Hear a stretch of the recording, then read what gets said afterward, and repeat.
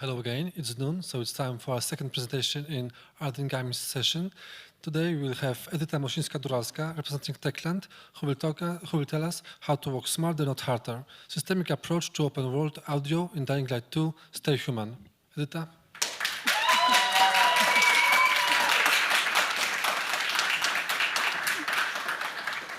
Hello everyone, I'm Edyta Mosińska-Duralska. I'm a senior sound level designer at Techland.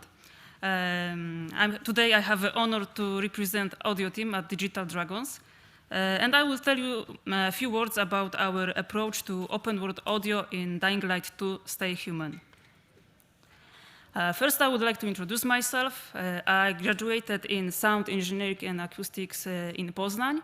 After that, I was working in a Polish radio in Poznań, where I was preparing all sorts of audio assets.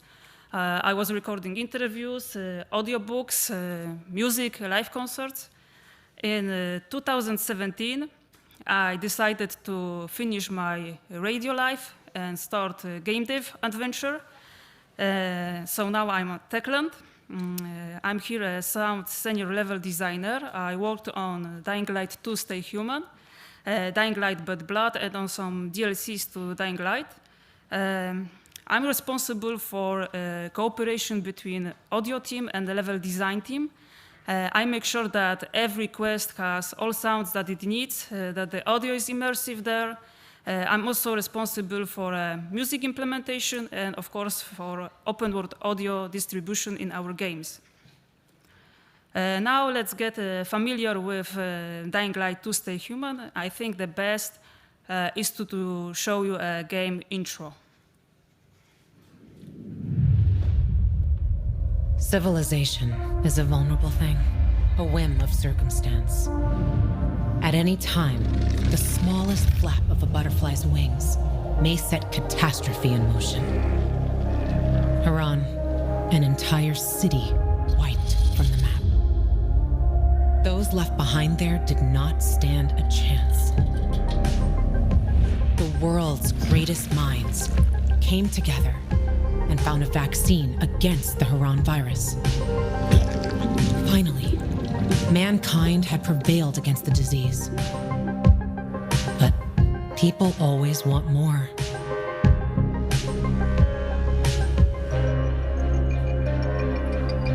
Despite a promise to shutter its labs, the GRE continued its research in secrecy for military purposes.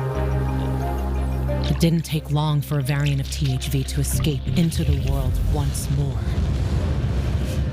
The fall happened more rapidly than anyone could have predicted.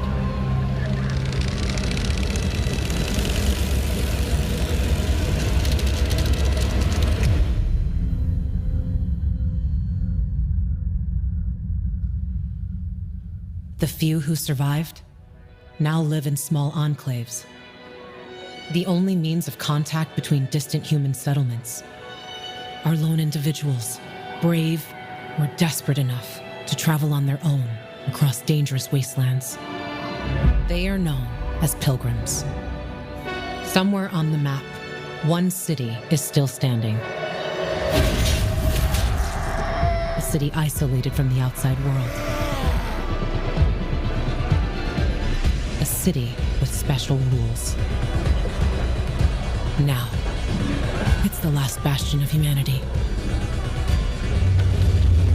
A chance for us to learn from history.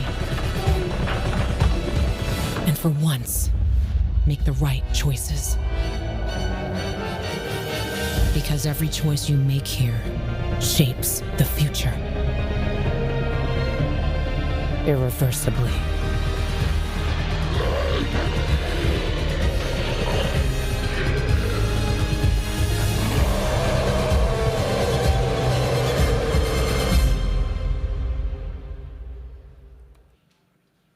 Yes, Dying Light 2 Stay Human is open-world action role-playing game.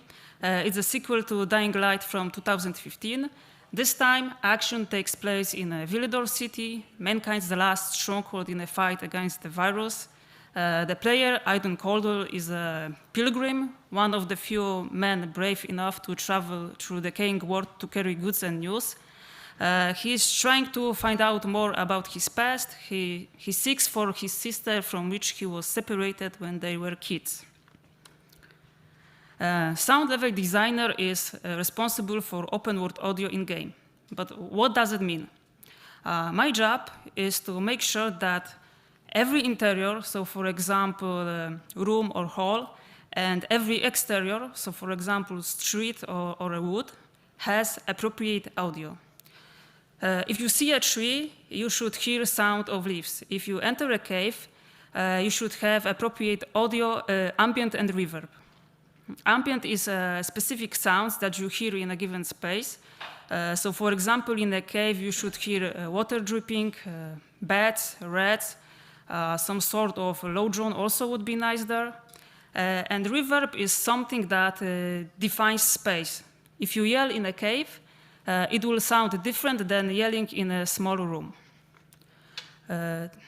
Tools that are used are emitters and ambience. Emitter is a simple prefab that can play 3D sound. So sound that is located somewhere in space, we can tell its direction, and its volume will change as we approach. So the closer we are, the louder it gets. And ambient zones are zones that define ambient air reverb. Our ambient zones have basic settings like, of course, ambient reverb, size, priority. They can set a parameter depending on what height the player is inside. But what is more extraordinary about them is that they can play 3D sound outside and 2D sound inside. So if you approach the zone, but you are still outside, you can tell the direction of the sound and its volume will change. And if you go inside, the sound will be stereo and the sounds will be all around you.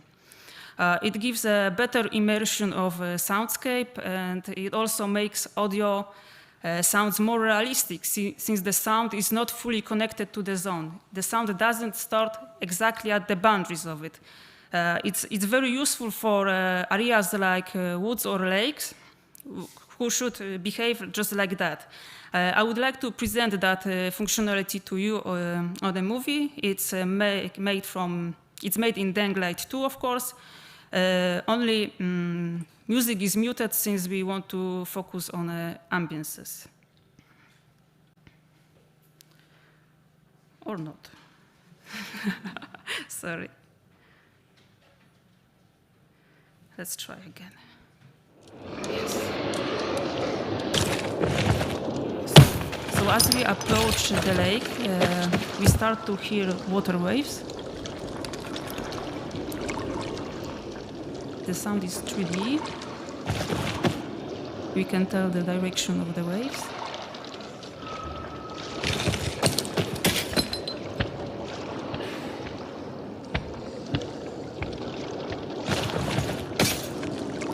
If we go inside, the sound will be 2D, so the water waves will be all around us. The bees are also the nice example of the emitter, simple emitter.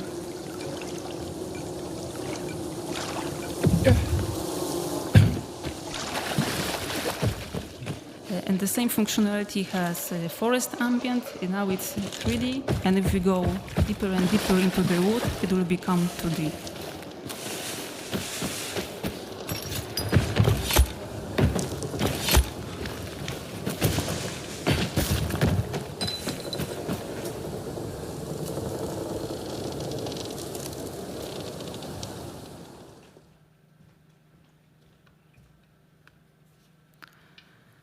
One of the game pillar is vast open world. Dying Light 2 map is about double the size of all the maps from Dying Light 1 combined.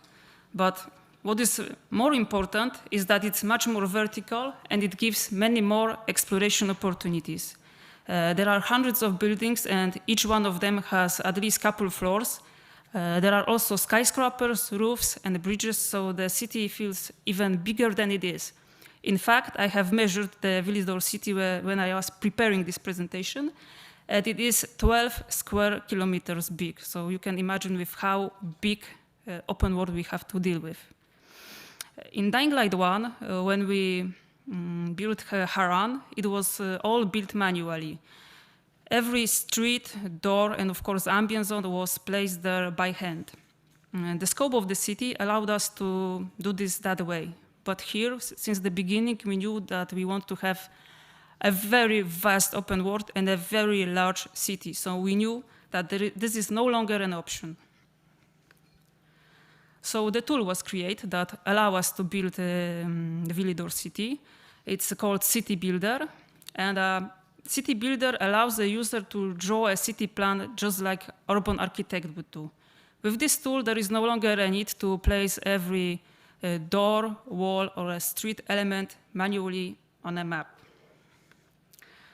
City Builder builds city using edges and areas. Edges are straight lines that can create, for example, street or a river, and areas are shapes formed by edges, and then can create, for example, square with buildings, woods, or lakes. At the beginning of the project, when City Builder was taking his first steps, so he was a baby City Builder, I did not have a possibility to connect ambience zone to its edges and areas. And you know, my life was sad and miserable back then, because just imagine that you have worked all day on some part of the city, you've added all ambience zones, everything is perfect, everything sounds great, and the next day you open the map and everything is changed. Every street, square, river are moved or changed, and your ambience zones stayed where they were, because nobody told them that they need to move. So you fix this, everything is perfect again, and the next day or a few days later, the same story. Fortunately, it didn't take long, and I got the tool that I needed. This tool is called Exterior Ambient Generator. It's a part of a City Builder. And from now on, if an edge or area got such a generator, it was generating ambient zone every time this edge or area was changed and the city map was rebuilt. But still, I wasn't very happy because process was very time-consuming, and I needed to put a lot of effort into that. Every new element on the map needed to be checked, and appropriate generator needed to be added. And the process was also very repetitive, since we had to fill the same settings over and over again. Very soon, in the middle of the night, I could tell that if the new edge on the map is, for example, narrow street, it should have, of course, narrow street ambient, narrow street reverb. It should have 8 meters width. It should have 5 meters height, and it should be longer, 4 meters longer than the actual edge on the map. So the next step we make to make this process more systemic and user-friendly was to create presets and templates. For presets, we gathered and sorted all data that similar things on a map shared.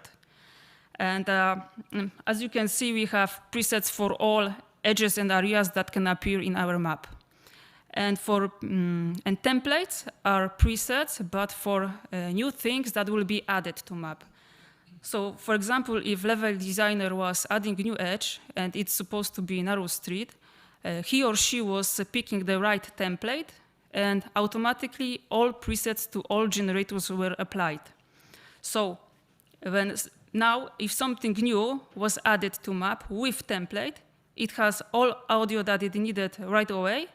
And if something was added without the preset, without the template, we got presets, so I could apply the right generator very fast.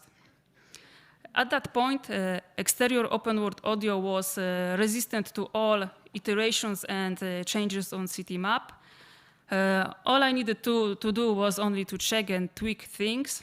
So from full-time job that was made almost every day, it became something that was done twice a month, and it was enough. I've told you already about the areas. For exterior, they create, for example, wood or lake. But in fact, their main purpose is to deal with building distribution. These color squares that you see inside are in fact lots where buildings will be placed. A list of settings gathered in scripts determine if and what kind of building will appear in a given area. In script, it's also defined what kind of interiors will appear in a given building. For me, it was like a city builder is playing Tetris and he is picking the right building and putting it into the right lot, and the same building is playing Tetris with interiors. I'm not the creator of a city builder, so I'm allowed to simplify things like that. Only one constant part of an interior is its shape. We wanted to have a possibility to change interior usage, amount of loot, amount of windows inside, furniture through gameplay. So one interior can be kitchen, attic, or living room, depending on in which building it will appear. That unfortunately means that we cannot use ambient zones here. In ambient zone, all settings, and of course ambient reverb is set once and it doesn't change through gameplay. And of course we want to have a different ambient in the kitchen and different in the attic. So we came up with room boxes and room logics. Let's say for now that room box is just a box that has a shape, and room logic has a logic but has no shape. So together, when they are connected, they have the same functionality like ambient zone. But what is important here, we can change its parameters, so ambient and reverb, through gameplay.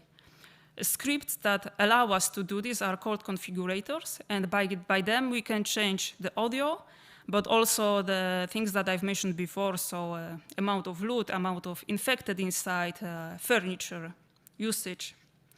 And room boxes are also used by lighting system. So it was also an optimization in our game, since two systems shared the same zone. And it was also very nice, because room boxes were applied to interiors by a lighting team and level artists, so I did not have to do this. Now I would like to present you this systemic open world audio tools, so City Builder and Exterior Ambient Generator in action. So this is me creating my test city on my test map. I've set up all the presets, templates, and configurators. And here we go. We have three squares with buildings. We will have 2 areas with woods, the green one. And I will also add 2 areas with chemicals. Chemicals are toxics that player cannot really get in because he will die.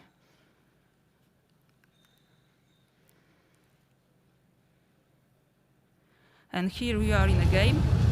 We have chemical ambient, we have a street ambient and a wood one. As you saw, it cost me really nothing to have this open world audio. I just draw things and everything is right away there.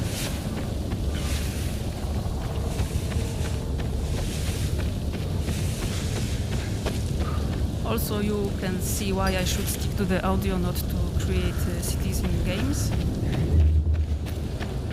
So now let's go to the rooftop. In Dying Light 2, ambiences differ on a rooftop and on a street level, and I will talk about it later. Also, you may feel that these ambiences are a little bit empty. I will also explain that in a minute. So now let's go to the interior, check if everything is okay there.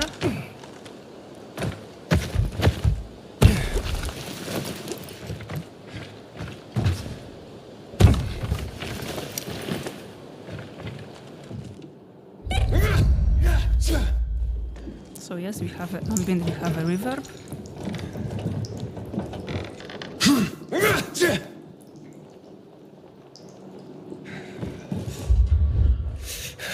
And the last thing we can do is not only hear ambient zones, but also see them.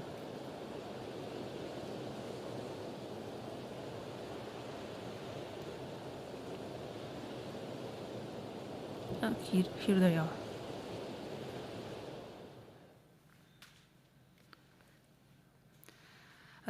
This is all that came straight from the City Builder tool. I mean, at first, it was all that we wanted to have from it. All exteriors and interiors got an ambient and reverb. It was populated on a city map without any additional time or effort from audio team. Level designers and level artists got full freedom of making changes and iterations. All we need to do was only check and tweak things, and of course, keep presets, templates, and configurations updated. But after a while, we realized that City Builder can give us more. Almost all systems or gameplay mechanics are somehow connected to City Builder, or at least they use data from it. So for us, as an audio team, it was also a great source of information and inspiration for what we can do with sound to make it more immersive and gameplay related. Since we have a solid system for open audio distribution, we had time to focus on a more creative part. And now I will tell you a story behind the design of ambiences in Dying Light 2. So some additional data that are taken from a City Builder to create our ambiences are, for example, regions and zones. Villedor City has 2 regions. Region 1 has 4 zones, and region 2 has 8 zones. We have a zone owner, which can be peacekeeper faction, survivors, or bandits.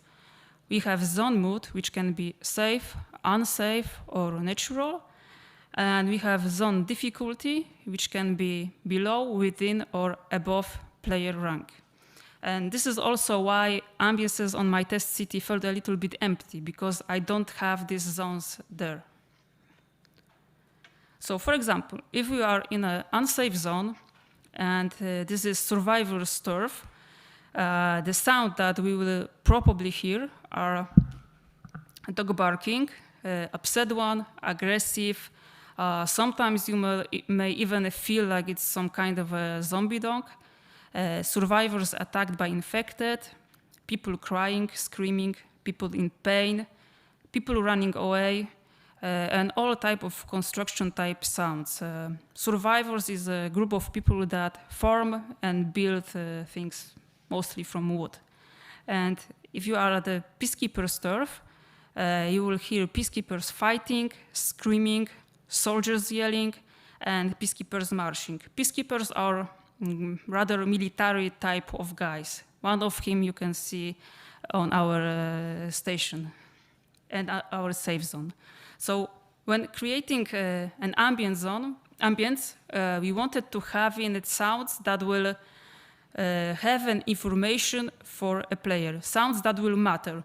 We didn't want it to have some random sounds that will just play.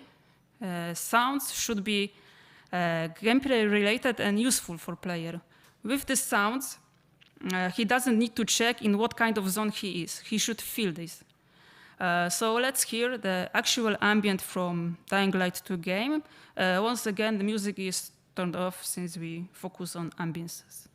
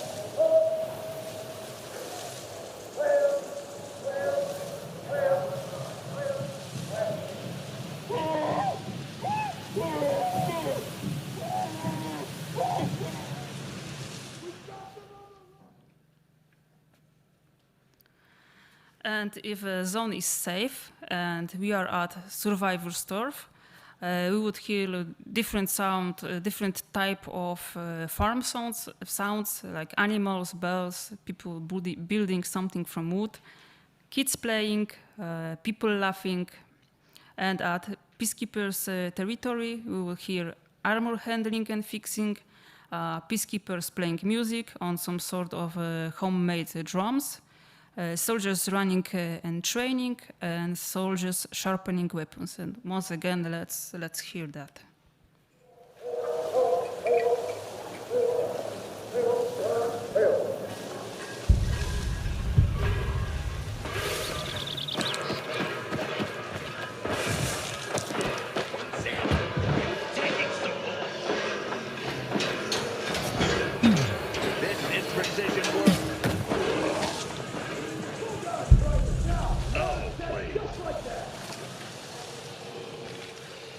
This open, or don't you?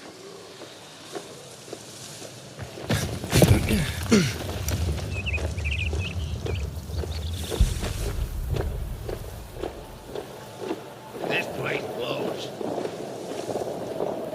Hurry, hurry, hurry! I'm going fast as I can. My grandma can pick locks faster than you.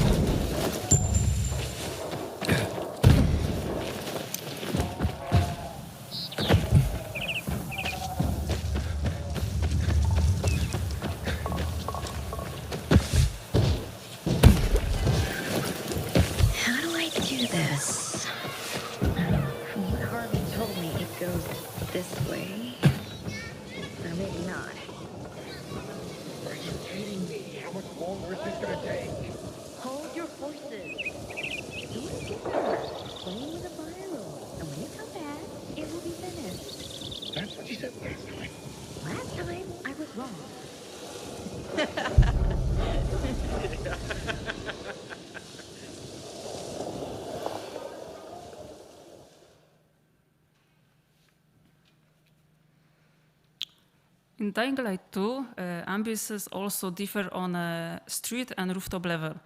Our art design and direction for Dying Light 2 says that street belong to infected. They are dangerous, and players should feel like the city is abandoned there. So the mood is scary, depressive, sad, and the sound that you will probably hear there are scary dark drones, metal creaks and squeaks, debris and dirt falling all around you. And on a rooftop level, the opposite. Rooftops belong to people. Mood is more peaceful, optimistic, full of hope. So the sound that you will probably hear are peaceful, calm wind, trees, birds, insects, and different sort of people activity. So once again, it's taken from a real game video.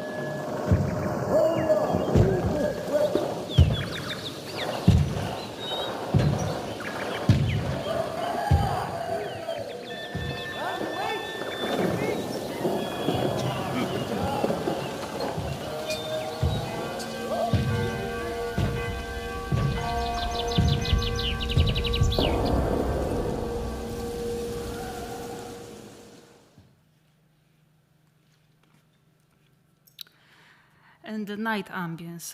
The night ambience is little exception of those rules that I have just mentioned. I mean, it differs on a street and a rooftop level. On a rooftop, you will hear people in pain, people screaming, infected, hunting down people.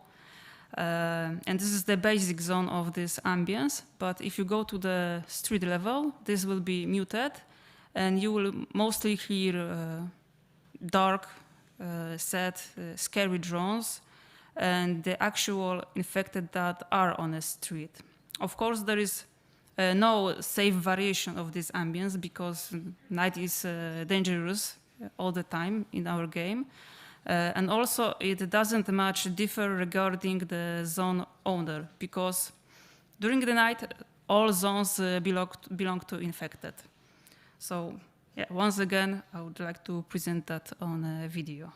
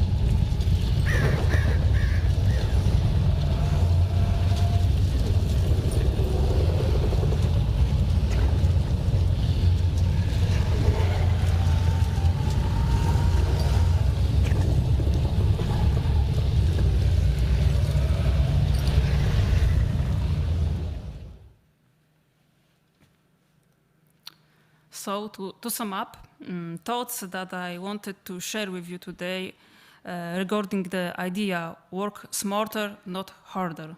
Work hard on the systems for audio. They will pay off later when you have time to focus on the creative part of sound design.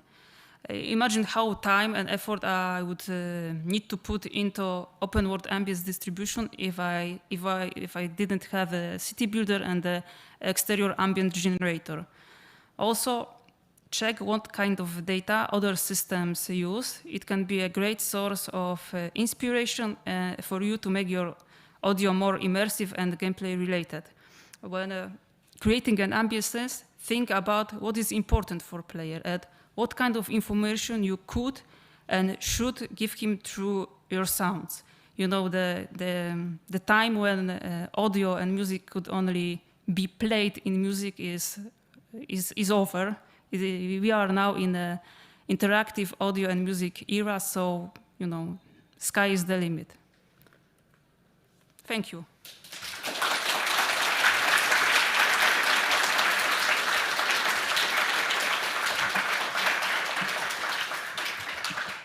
Thank you very much, Edyta. And now time for questions from the audience. Do you have any questions?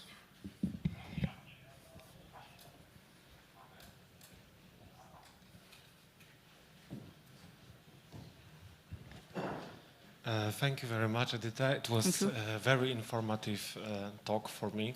Thank you. One question I'd like to ask you, because you may correct me, but I haven't really heard the answer. With so many layers in ambience, like you were showing the lake area, the lake and the forest area, when you were layering the ambiances and you were basing it on a placing and reverb, were you also actively equalizing the ambiances by rolling off higher frequencies and leaving the source? Yeah, because I think when you were showing it with the people screaming in the background, I was able to hear the difference between a very articulate screaming like "I'll kick your ass" and like "whoa, whoa, whoa, whoa." So I'm wondering if it were like two different samples, one recorded for the distanced sound, one for the close, or was it the same? It's these sample two things that you are equalized? talking about at the same time.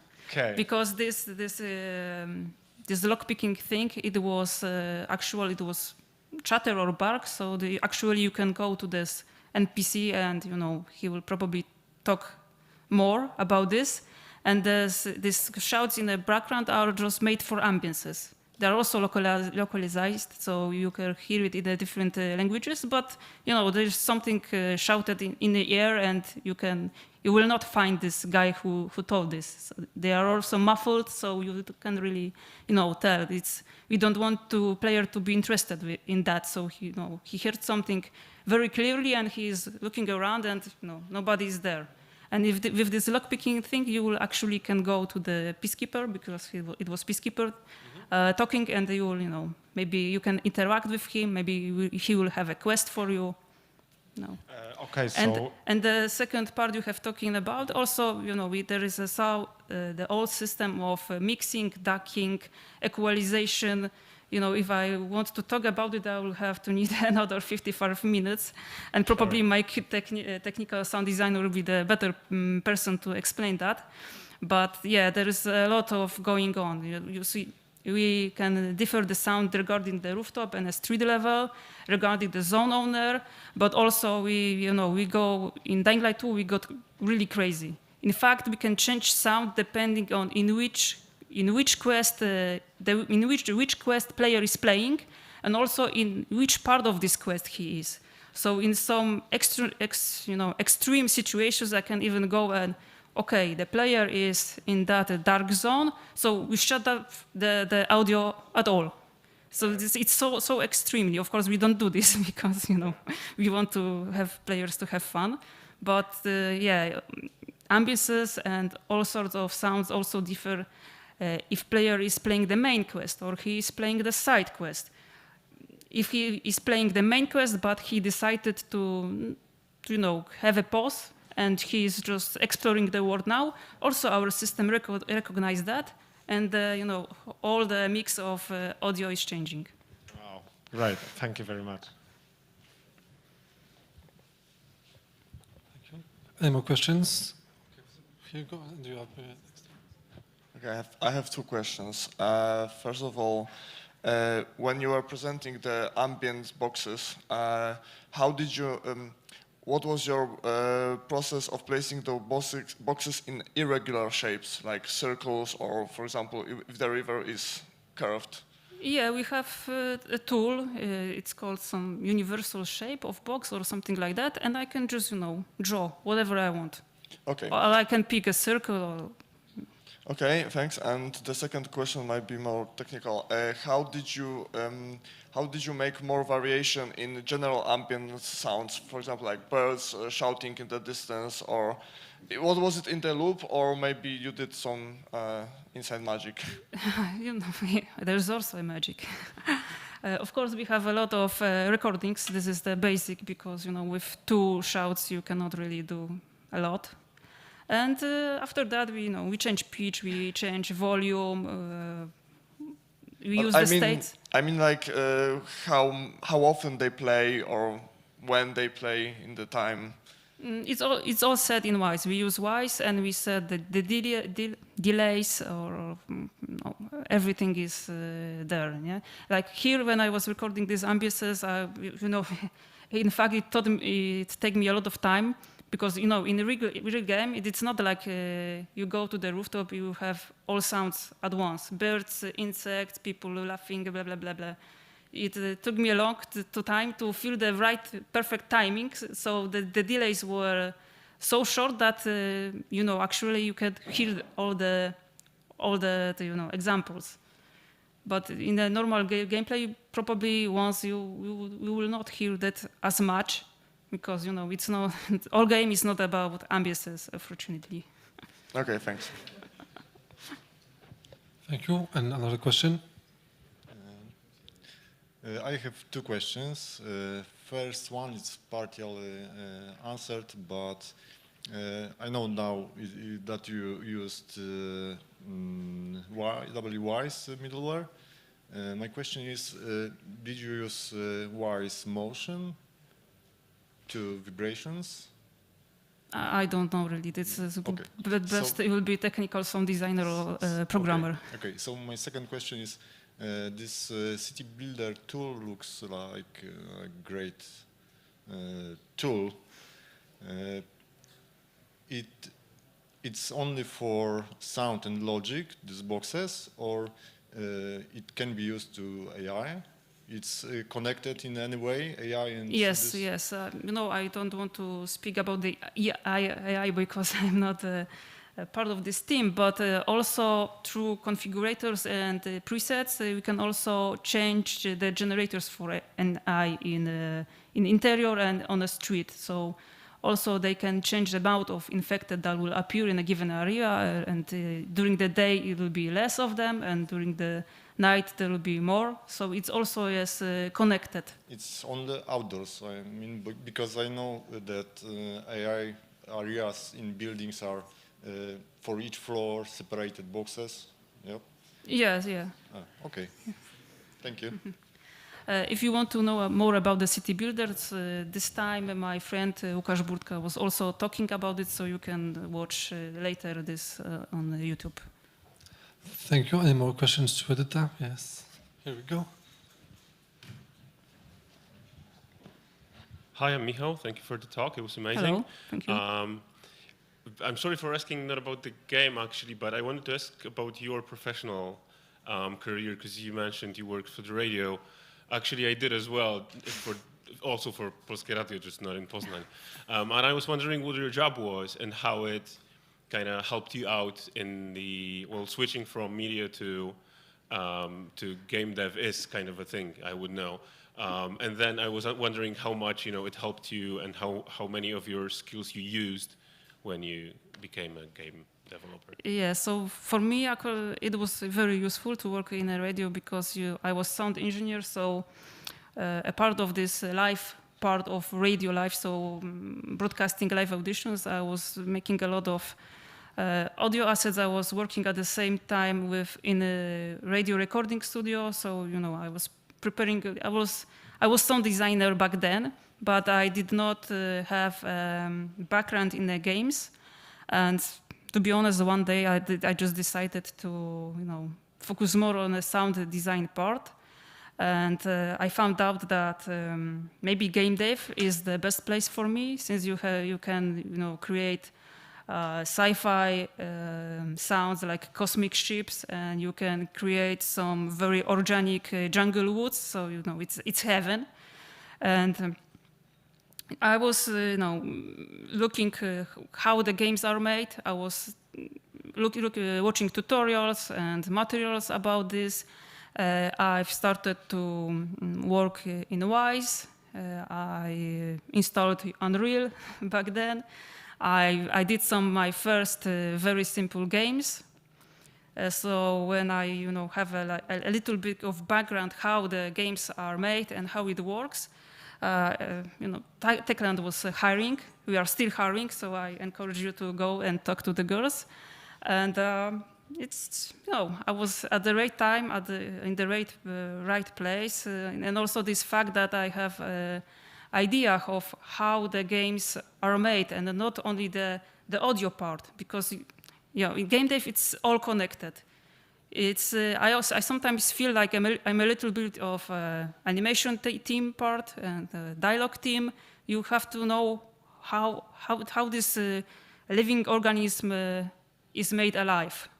So if you are, maybe you may be surprised, but for example, in sound design, especially at Techland, 50% of our work is tech, and city builders, scripts, and so on. And 50% is about the actual sounds and creating sounds. Thank you, Edyta. Final question, anyone? Okay, here you go. Hi, really quick one from me.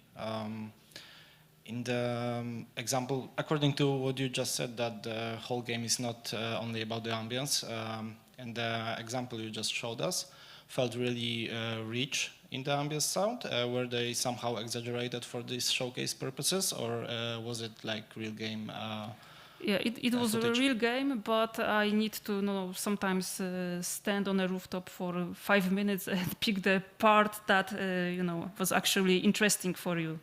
Because in a real game, you don't want to have all the sounds over and over again and very rapidly. There are all different sounds, not only ambiances. So it was, I was just standing in a place and recording for about 5-10 minutes, and after that, I choose the part that was most representative. Okay, I get it. Thank you. Thank you for the talk. Thank you. Edyta Mosińska-Duralska from Techland. Thank you very much. Thank you.